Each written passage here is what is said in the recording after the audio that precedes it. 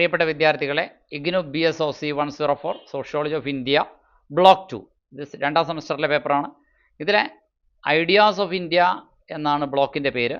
Unit 4 ethnographic images of India, ഇതാണ് നമ്മളിന്ന് പഠനവിധേയമാക്കുന്നത്. Ethnographic images of India എന്ന യൂണിറ്റ് 4ലെ ചാപ്റ്റർ. എന്താണ് എത്തനോഗ്രഫി എന്ന് ആദ്യം മനസ്സിലാക്കണം. എത്തനോഗ്രഫി എന്ന് പറഞ്ഞു കഴിഞ്ഞാൽ ഇത്രയേ ഉള്ളൂ, അതായത് ഒരു സമൂഹത്തെക്കുറിച്ച് നേരിട്ട് നോക്കിക്കണ്ട് പഠിക്കുക, അവരുടെ കൂടെ അവരിലൊരാളായി പാർട്ടിസിപ്പൻ്റ് ഒബ്സർവേഷനിലൂടെ പഠിക്കുക, ഇത്രേ ഉള്ളൂ എത്തനോഗ്രഫി. എത്തനോഗ്രഫി എന്ന് പറഞ്ഞു കഴിഞ്ഞാൽ ഒരു സമൂഹത്തെക്കുറിച്ച് പഠിക്കുന്ന ഒരു രീതി ശാസ്ത്രമാണ് എത്തനോഗ്രഫി എന്ന് പറയുന്നത്.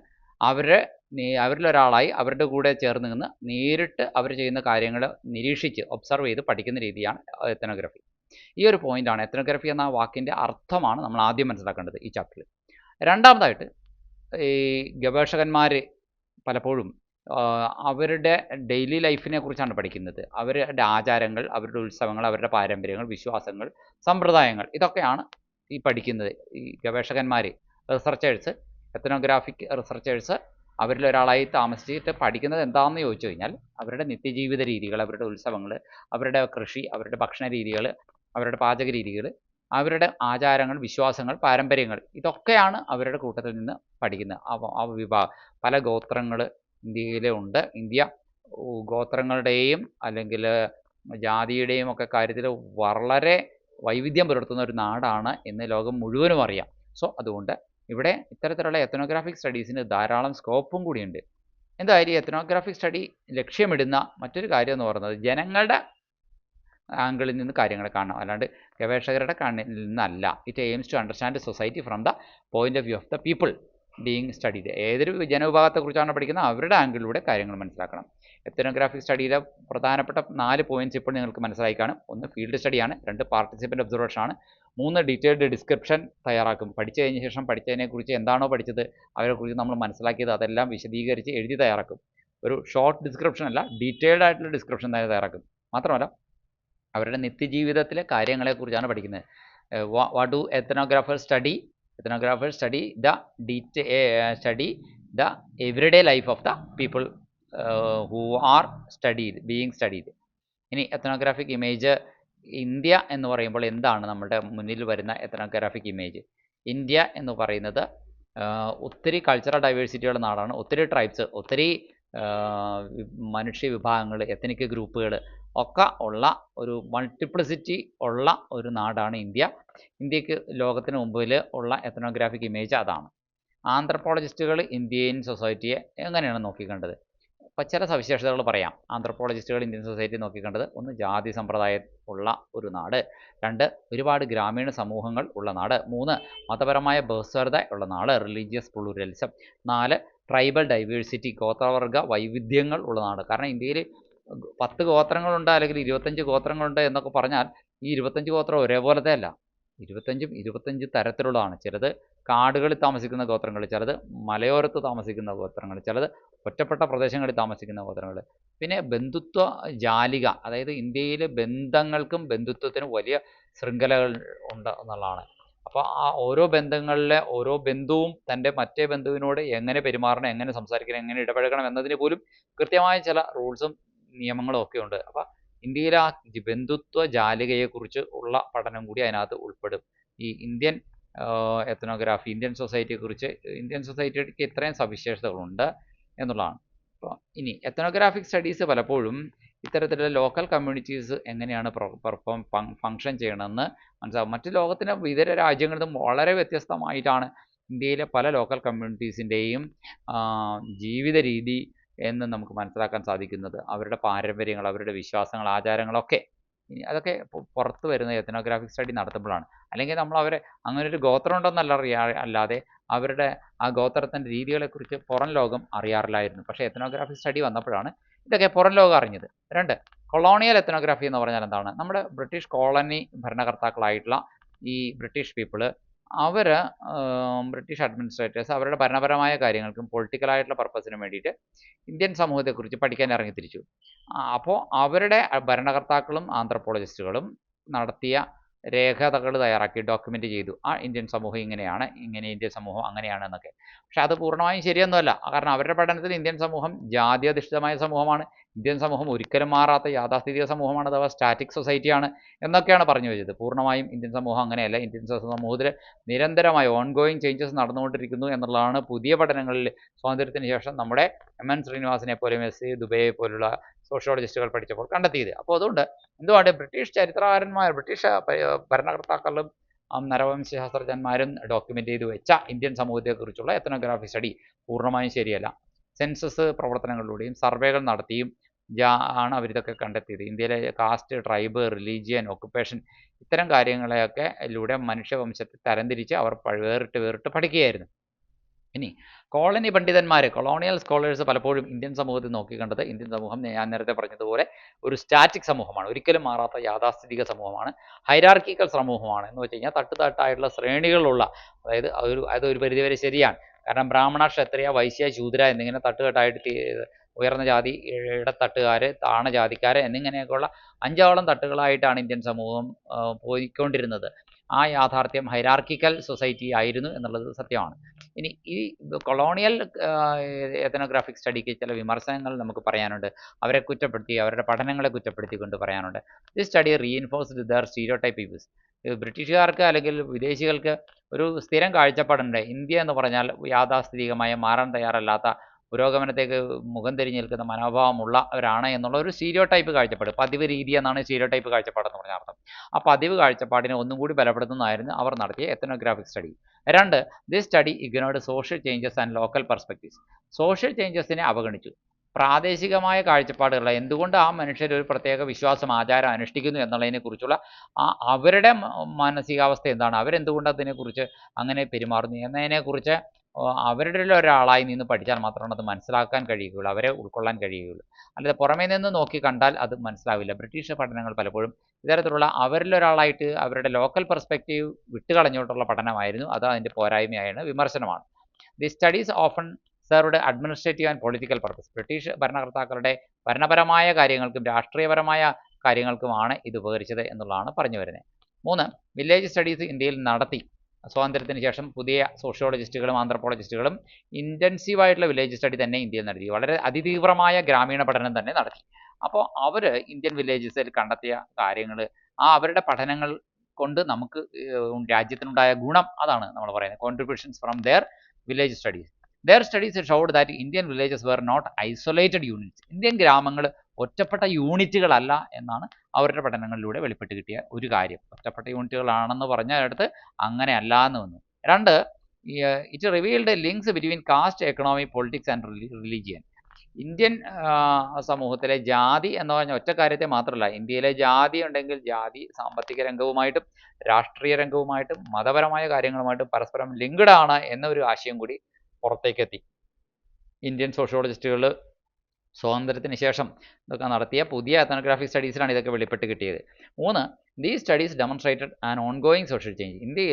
ഇന്ത്യൻ സൊസൈറ്റി സ്റ്റാറ്റിക് അല്ല, യാഥാസ്ഥിതിക സമൂഹമല്ലെന്നും അതിൽ ഒരുപാട് മാറ്റങ്ങൾ നിരന്തരമായി സംഭവിച്ചുകൊണ്ടേയിരിക്കുകയാണെന്നും വെളിപ്പെട്ട് കിട്ടി.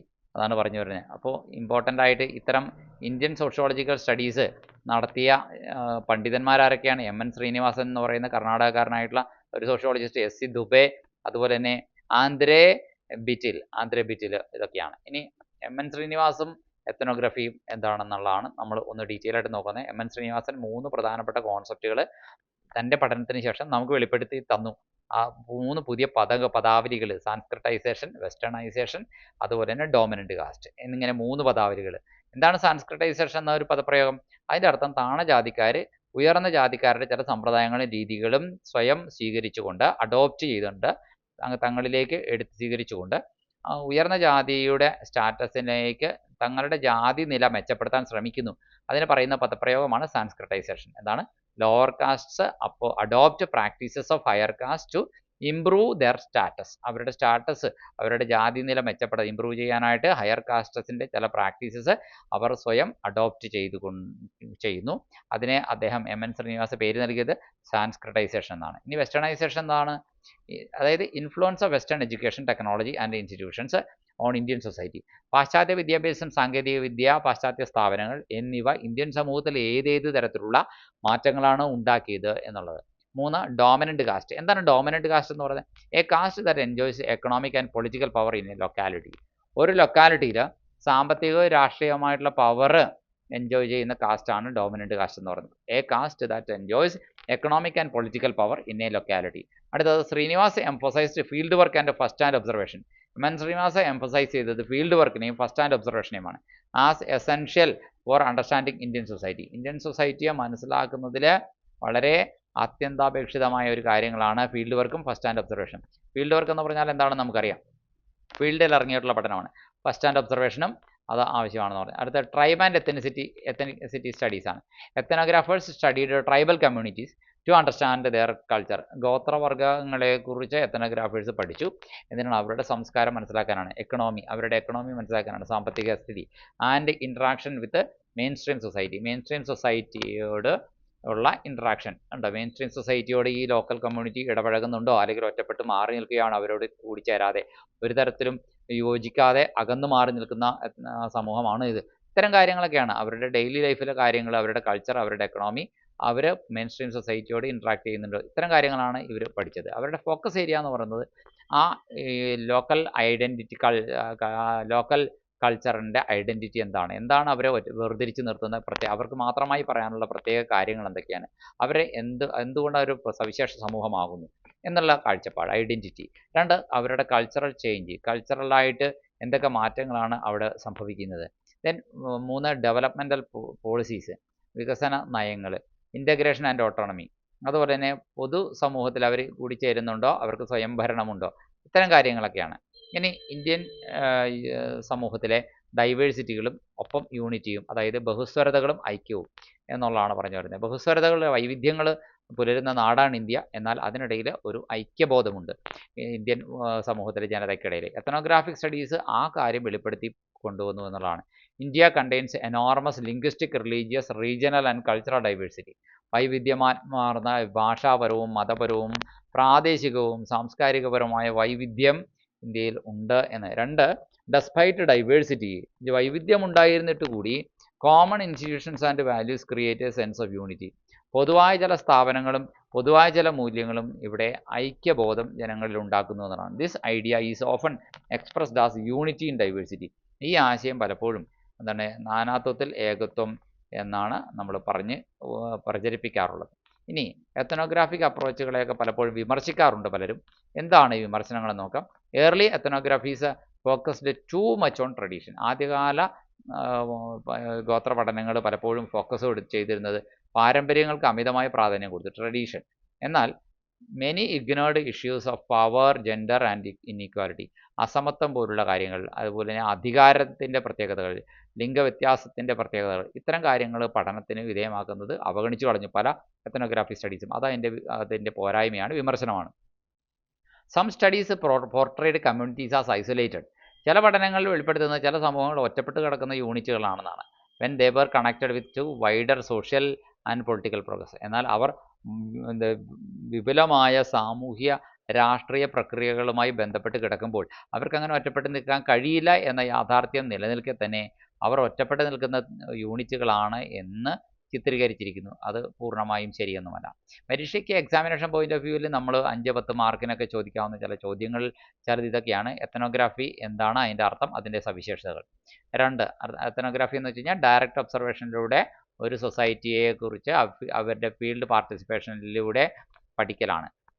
കൊളോണിയൽ എത്തനോഗ്രാഫിക് ഇമേജ് എന്താണ്? ബ്രിട്ടീഷ് ഭരണാധികാരികൾ, കൊളോണിയൽ അഡ്മിനിസ്ട്രേറ്റേഴ്സ് അവിടെ ഇന്ത്യൻ സൊസൈറ്റിയെക്കുറിച്ച് അവരുടെ സർവേകളിലൂടെയും സെൻസസിലൂടെയും മനസ്സിലാക്കാനും പഠിക്കാനും ശ്രമിച്ച കാര്യങ്ങൾ. അത് പൂർണ്ണമായും ശരിയൊന്നുമല്ല. ഇന്ത്യൻ സൊസൈറ്റി സ്റ്റാറ്റിക് ആണെന്നും ഹൈറാർക്കിക്കലാണെന്നും ഇന്ത്യൻ സൊസൈറ്റി വികസനത്തോട് മുഖം തിരിഞ്ഞിരിക്കുന്നതാണെന്നൊക്കെയുള്ള അവരുടെ ഒരു സ്റ്റീരിയോടൈപ്പിക് വ്യൂ അതിനെ ഒന്നും കൂടെ റീഇൻഫോഴ്സ് ചെയ്യാനാണ് അത് ഉപകരിച്ചുള്ളൂ. മൂന്ന്, കോൺട്രിബ്യൂഷൻ ഓഫ് വില്ലേജ് സ്റ്റഡീസ്. ഗ്രാമീണ പഠനങ്ങളിലൂടെ എന്തൊക്കെ ഗുണങ്ങൾ, സംഭാവനകൾ നമുക്ക് നേടാൻ കഴിഞ്ഞു. ഇന്ത്യൻ ഗ്രാമങ്ങളെക്കുറിച്ച് കൂടുതൽ ഇന്ത്യൻ ഗ്രാമങ്ങൾ ഒറ്റപ്പെട്ട തുരുത്തുകളല്ലെന്ന് മനസ്സിലായി. ഇന്ത്യൻ ഗ്രാമങ്ങൾ കണക്റ്റഡ് ആണെന്ന് മനസ്സിലായി. അങ്ങനെ ഒരുപാട് കാര്യങ്ങൾ മനസ്സിലായി. എം.എൻ. ശ്രീനിവാസിൻ്റെ 3 കോൺസെപ്റ്റുകൾ, സാൻസ്ക്രിറ്റൈസേഷൻ സംസ്കൃതവൽക്കരണം, വെസ്റ്റേണൈസേഷൻ പാശ്ചാത്യവൽക്കരണം, ഡോമിനൻ്റ് കാസ്റ്റ് അഥവാ പ്രമുഖ ജാതി, ഈ ആശയങ്ങൾ. പിന്നെ ethnographic understanding of diversity in India. ഇന്ത്യയിൽ വൈവിധ്യം ഉണ്ടായിരിക്കുമ്പോഴും ചില ഐക്യബോധങ്ങളൊക്കെ ഉണ്ടല്ലോ, അതിൻ്റെ വംശീയപരമായ മനസ്സിലാക്കലുകൾ. പിന്നെ എത്തനോഗ്രാഫിക് സ്റ്റഡീസ് പലതിനും പോരായ്മകളുണ്ടായിരുന്നു, പോരായ്മകളിലുള്ള വിമർശനങ്ങൾ. പിന്നെ നമുക്ക് ഓടിച്ചൊരു റിവിഷൻ എന്ന രീതിയിൽ ഈ ചാപ്റ്ററിനെ കുറിച്ച് പറഞ്ഞാൽ എത്നോഗ്രാഫിയുടെ മീനിങ് എന്താണ്? Study through field work and participant observation. പങ്കാളിത്ത നിരീക്ഷണത്തിലൂടെയും ഫീൽഡ് വർക്കിലൂടെയുള്ള പഠനമാണ് ഒരു മനുഷ്യ വംശത്തെക്കുറിച്ച്, സമൂഹത്തെക്കുറിച്ച്, ഒരു ഗോത്രത്തെക്കുറിച്ചുള്ള പഠനമാണ് എത്നോഗ്രാഫി. കൊളോണിയൽ എത്നോഗ്രാഫി ഇന്ത്യൻ സമൂഹത്തെ ജാതി, ഗോത്രം എന്നിവയുടെ അടിസ്ഥാനത്തിൽ തരംതിരിച്ചു. Village studies transformed understanding of rural India. ഗ്രാമീണ ഇന്ത്യ എന്ന് മനസ്സിലാക്കാനുള്ള ഇതാണ് അതാണ് ഗ്രാമീണ പഠനങ്ങൾ. എം.എൻ. ശ്രീനിവാസൊക്കെ അത് നടത്തിയതാണ്. M N. Srinivas introduced Sanskritization, westernization and dominant caste. M N. ശ്രീനിവാസനാണ് സാൻസ്ക്രിറ്റൈസേഷൻ, വെസ്റ്റേണൈസേഷൻ, ഡോമിനൻ്റ് കാസ്റ്റ് എന്നിങ്ങനെ 3 പദപ്രയോഗങ്ങൾ സ്വന്തം പേരിൽ പുതിയ പദങ്ങൾ ഉണ്ടാക്കിയത് തന്നെ. എത്നോഗ്രാഫിക് സ്റ്റഡീസ് ഇന്ത്യൻ ഡൈവേഴ്സിറ്റി പുറത്ത് കൊണ്ടുവരുന്നു എന്നുള്ളതാണ്. എത്നോഗ്രാഫിക് സ്റ്റഡീസ് ഇതിലുള്ള ഇന്ത്യൻ സൊസൈറ്റിയെക്കുറിച്ച് പറഞ്ഞ വിമർശനങ്ങൾ, ഇന്ത്യൻ സൊസൈറ്റിയുടെ സ്റ്റാറ്റിക് വ്യൂവിനെ കുറിച്ച് പറഞ്ഞ വിമർശനം, സ്റ്റീരിയോ ടൈപ്പ് ആണെന്നുള്ളത്, പിന്നെ പവർ, ജെൻഡർ എന്നിങ്ങനെ ഉള്ള കാര്യങ്ങൾ, ഈ അല്ലേ ഇനീക്വാലിറ്റി, ഇങ്ങനെയുള്ള കാര്യങ്ങൾ പലപ്പോഴും പഠനത്തിന് വിധേയമാക്കാതെ പോയിട്ടുണ്ട് പല എത്നോഗ്രാഫിക് സ്റ്റഡീസ്. ഇതാണ് ഇതുവരെ നടന്നേക്കുന്ന എത്നോഗ്രാഫിക് സ്റ്റഡീസിനെ കുറിച്ചുള്ള പൊതുവായുള്ള ക്രിറ്റിസിസംസ്. Thank you.